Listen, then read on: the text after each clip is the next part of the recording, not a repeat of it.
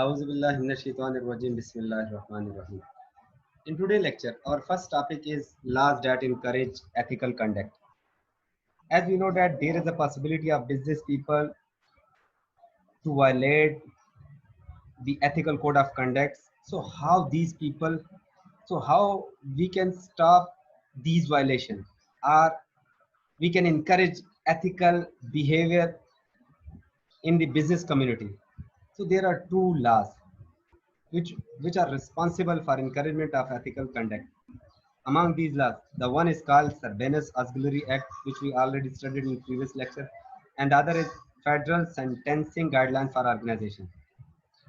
So, my focus in this lecture is Federal Sentencing Guidelines for Organization in this topic. This law was established in 1991, and the law says that U.S. sentencing guidelines for organization created for federal prosecutions of organizations. These guidelines provide for just punishment, adequate deterrence, and incentive for organization to prevent, detect, and report misconduct. Organization need to have an effective ethical and compliance program to receive incentive in the case of misconduct. Basically, these guidelines are applicable on those organizations which comes under the umbrella of federal government. And federal government is responsible to trial the issues related to ethical misconduct regarding these organizations. In these organizations, there is a there is a clear cut definition regarding how the misconduct will be punishment, adequate deterrence, and incentive for organizations who are involved to prevent, detect, and report misconduct. And these guidelines also put a compulsory note on the organization to have an effective ethical and compliance program in their premises. In 2004, there are some amendments took place in this law, and the focus of these amendments is the broader definition of effective ethical program. So these amendments says that the definition of an effective ethical program now includes the development of an ethical organization culture. Executive and board member must assume the responsibility of identifying areas of risk, provide ethical training, create reporting mechanism, and designate an individual to oversee ethical program. In this amendment, the main focus is how to encourage and how to boost up the effective ethical program in an organization. And on the basis of this effective ethical program, the organization can be a place of ethical organizational culture. In these amendments, the executive and board member are responsible for identifying areas of risk, provide ethical training to their employees, create report mechanism, and also to designate an individual to oversee these ethical programs. Further, in 2007 and 8, there are some additional definition of compliance and ethical program were established. And these compliance and ethical program, firms should focus on due diligence to detect and prevent misconduct and to promote an organizational culture that encourage ethical conduct. More details are provided encouraging the assessment of risk and appropriate steps to design, implement, and modify ethical programs and training to include all employees, top management, and the board or governing authority. These modifications continue to reinforce the importance of an ethical culture in preventing misconduct. So this is all about federal sentencing for a guideline for organization law. As we know, as we already studied, this law was established in 1991 In 2004, there are some amendments in this law regarding the effective ethical program, and 2007 and 8. These compliance and ethical programs are more elaborated and give more explanation of these programs. When we move further, so the the commission delineated 7 steps that companies must implement to demonstrate due diligence. There are 7 steps which must be implemented inside the organization under the umbrella of federal sentencing guidelines for organizations. And these steps are responsible for encouragement of ethical conduct in the business community. Step 1. A firm must develop and disseminate a code of conduct that communicate required standards and identify key risk areas for the organization. The first step is the firm must develop their code of conduct regarding the ethics of their employees, ethics of their primary stakeholder. So there must be a code of conduct in the organization regarding ethics. Second step, high ranking personnel in the organization who are known to abide by the legal and ethical standard of the industry, such as in ethical officer, vice president, human resources, general counsel, and so forth, must have oversight over the program. In step 2, step 1 says there must be some code of conduct of the organization on the basis of ethical behavior. Second, to monitor these rules, these code of conduct, there will be some officials, and the duty of these official is to oversee oversee these programs, oversee these programs. Step 3, no one with a known propensity to engage in misconduct should be put in a position of authority. Step 3, if there is a person who engage in some misconduct, that person should not be put in a position of authority. Should not be put in a position of authority.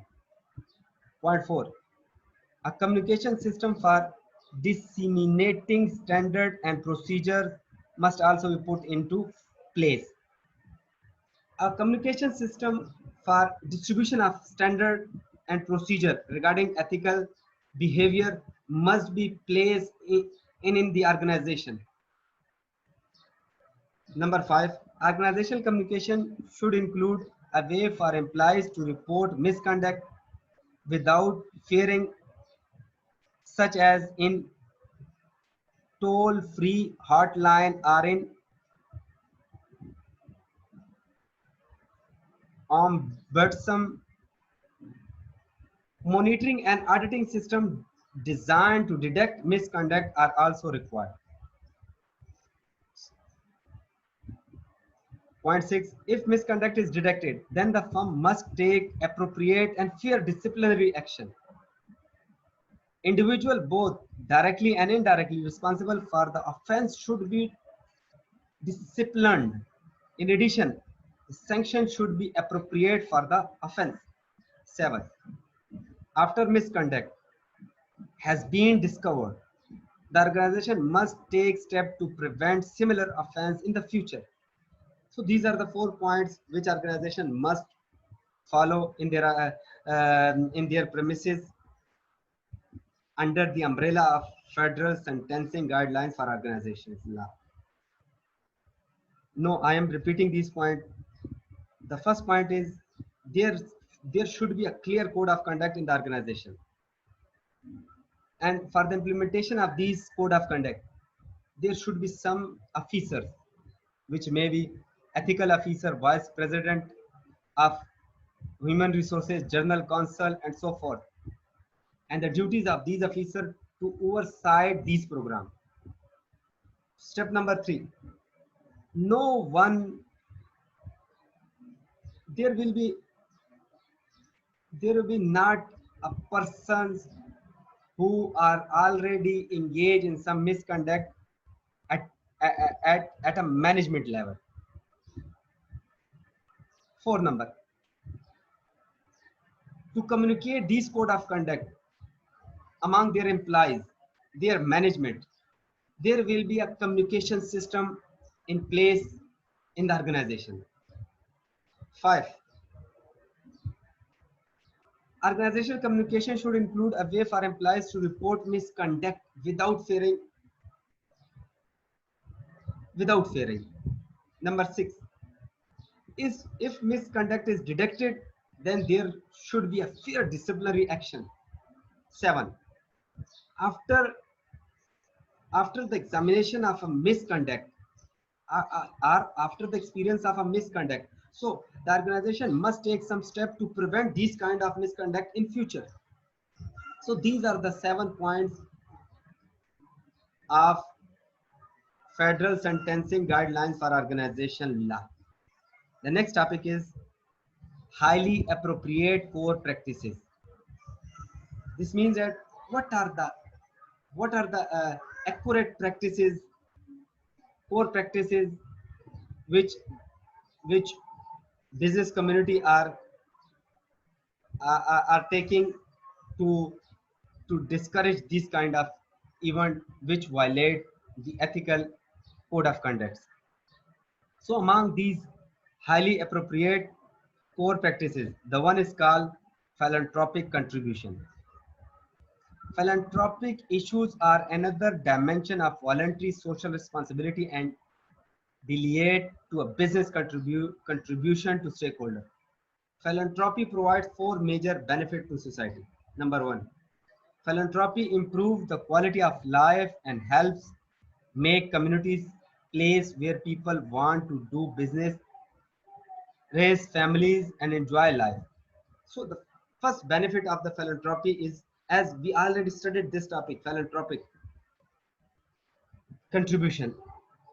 So first benefit of the philanthropic is to improve the quality of the life and help make communities place where people want to do business, raise families, and enjoy life. Thus, improving the quality of life in a community make it easier to attract and retain employees and customers. A second benefit of the philanthropy is to reduce government involvement by providing assistance to stakeholders. So basically, philanthropy helps to create an ethical culture in the community. Third point, benefit of the philanthropy. Philanthropy develop implies leadership skills. And number 4, philanthropy helps create an ethical culture and the value that can act as a buffer to organizational misconduct. So these are the 4 benefits of the philanthropic contribution. When these steps are put in place, so the society will be in ethical culture, will be in an ethical culture. So there is a possibility uh, of a minimum level of ethical misconduct. The next topic is strategic philanthropy.